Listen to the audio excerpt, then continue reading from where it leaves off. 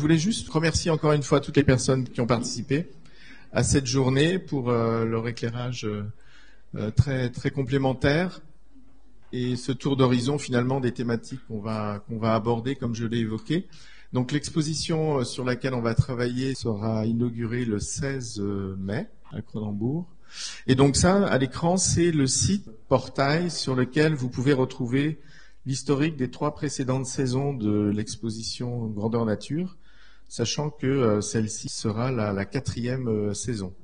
Et sur le site, il y a une première expérience qui a été menée dans le quartier de Cronenbourg. Alors c'est vraiment extrêmement modeste, c'était simplement le fait d'accueillir sur notamment l'immeuble Cahute que vous reconnaissez, qui a été présenté tout à l'heure, certains des projets qui ont été réalisés sur les premières saisons de Grandeur Nature. Donc c'est des grandes bâches imprimées qui étaient réunies pour cette occasion dans le mois de septembre de l'année dernière. Et une sélection des projets réalisés dans les 3 saisons d'exposition Grandeur Nature vont être exposés à Paris dans le cadre de l'Université de la Terre au siège de l'UNESCO du 14 au 15 mars. Voilà, c'était des petites choses pour vous dire que les projets continuent à circuler.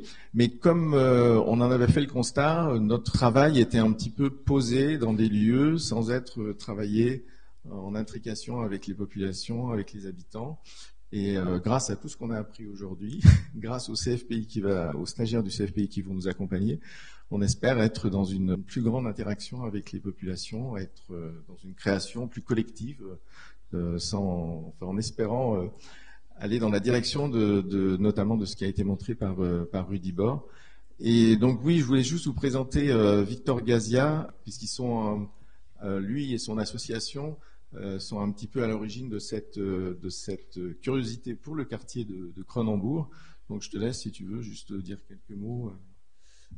Merci Olivier, merci à tous donc déjà d'accepter de participer à ce projet, enfin en tout cas de le voir. C'est effectivement quelque chose qui tient à cœur aux habitants de Cronenbourg, à l'accroissation. Donc l'accroissation, c'est l'association des habitants de quartier qui possède un groupe culture, et effectivement c'était dans ce groupe culture coordonné par Sébastien Leroux, il est juste derrière vous là, il est un peu timide, il n'ose pas parler, mais il est bien présent, il me surveille, il regarde que je dise pas trop de bêtises. Et cette exposition qui a eu lieu cet automne, c'était un premier pas, un avant-goût, on va dire, de ce que vous pouvez faire, ce qui pourrait être fait cette année dans le cadre de ce partenariat.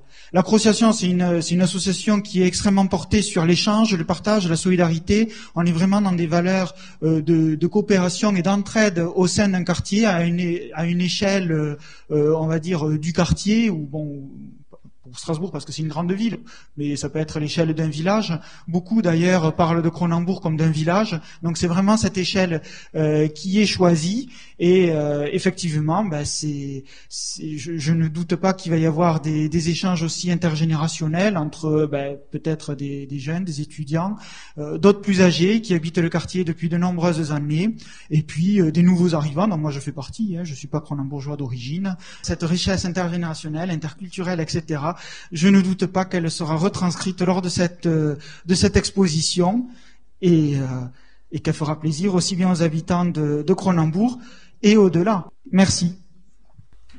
Merci.